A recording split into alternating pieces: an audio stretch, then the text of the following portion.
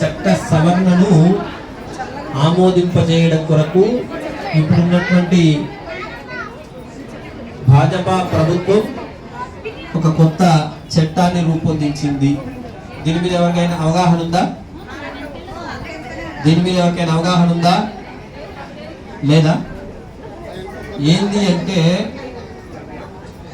1954 ప్రాంతంలో అప్పుడున్నటువంటి ప్రభుత్వాలు వక్ఫ్ బోర్డును ఏర్పాటు చేసి వాళ్ళు ఎక్కడికి వెళితే అక్కడ ఈ స్థలానికి వచ్చి ఈ స్థలం నాది అంటే చాలు వాళ్ళకి దారాదత్తం అయిపోతుంది.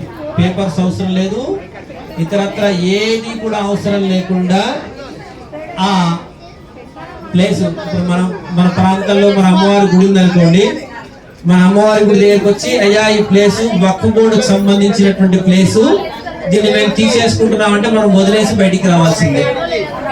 అట్లాంటి స్థితి ఆ చట్టంలో ఉంది.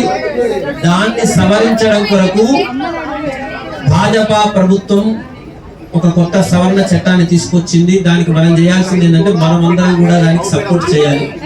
మన ఇంటి దాకా వచ్చి వాడి జెండా పెట్టేస్తే ఇంకా అవకాశం లేదు మనకు. కాబట్టి మనమందరం కూడా ఏం చేయాలి అంటే బాలకృష్ణయ్య గారు మీకు అందరికి దానికి సంబంధించినటువంటి ఒక లింక్ పంపిస్తాడు, లేదంటే క్యూఆర్ కోడ్ పంపిస్తాడు. ఆ స్కాన్ చేసి చివర్లో మీ పేరు రాయండి. ఏం చేయాల్సిన పని, చివర్లో మీ పేరు రాసి దాన్ని పంపించేటువంటి సెంట్రల్ గవర్నమెంట్ కు మనం కూడా ఈ చట్టానికి సపోర్ట్ చేస్తున్నాం. ఈ చట్టం రావాల్సి ఎందుకు ఈ మాట చెప్తున్నా అంటే తమిళనాడులో ఈ మధ్య కాలంలో తిరుచెందూర్ అనేటువంటి ఒక గ్రామం ఉంది. ఆ గ్రామంలో 2000 ఏళ్లకు పైగా ఉన్నటువంటి ఒక దేవాలయం ఉంది. దానికి సుమారుగా 1500 ఎకరాల స్థలం ఉంది. వక్ఫ్ బోర్డు వాళ్ళు ఏం చేశారంటే ఈ ఊరంతా మాదే, ఈ ఊరు భూమి అంతా కూడా వక్ఫ్ బోర్డుకి సంబంధించినటువంటిది అని చెప్పేసి ఆ గ్రామాన్ని మొత్తం క్యాప్చర్ చేస్తున్నారు, దేవాలయాన్ని శిథిలం చేసేస్తారు. కాబట్టి ఈ పరిస్థితి అక్కడ వచ్చిందంటే మనకు కూడా వస్తుంది. కాబట్టి మనం అందరం జాగ్రత్త పడాల్సిన దానికి ఏంటంటే ఇక్కడ చేయాల్సింది మనం ఆ స్కానర్ తో మీరు ప్రభుత్వానికి సపోర్ట్ చేస్తూ ఒక చిన్న హాఫ్ మినిట్ పడుతుంది, హాఫ్ మినిట్ కంటే ఎక్కువ పడదు, ఒక్క నిమిషం మనం మన దేశ భద్రత కొరకు మన భద్రత కొరకు ఖచ్చితంగా ఈ రోజు మనం ఇక్కడ నుంచి ఆ మెయిల్ పంపించాలి. ఈ రోజు లాస్ట్ డేట్, దానికి సంబంధించి ఈ రోజు లాస్ట్ డేట్. వాళ్ళు ప్రతి మసీదులో ఈ చట్టాన్ని ఆమోదించకూడదని పెద్ద ఎత్తున మెయిల్స్ పంపిస్తా ఉన్నారు.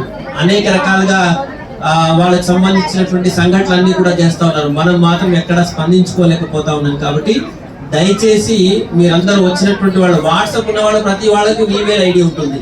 కాబట్టి ఆ స్కానరు మీ అందరికీ పాస్ ఆన్ చేస్తారు. ఖచ్చితంగా మీరు ఇక్కడ నుంచి దిగిపోయే లోపు అందరూ కూడా దాన్ని మెయిల్ చేయాల్సిందిగా మీకు అందరికి కూడా మనవి చేస్తూ, దేశం బ్రతికుంటేనే మనం బ్రతికి ఉంటాం, దేశం ఉంటేనే మనం పూజ చేసుకుంటాం, ఒక ఫంక్షన్ చేసుకుంటాం, ఇతరత్ర ఏమైనా చేసుకుంటాం. కాబట్టి పెద్దలందరూ కూడా ఆ ప్రయత్నం చేయాల్సిందిగా మీకు అందరికీ కూడా మనవి చేస్తున్నాను.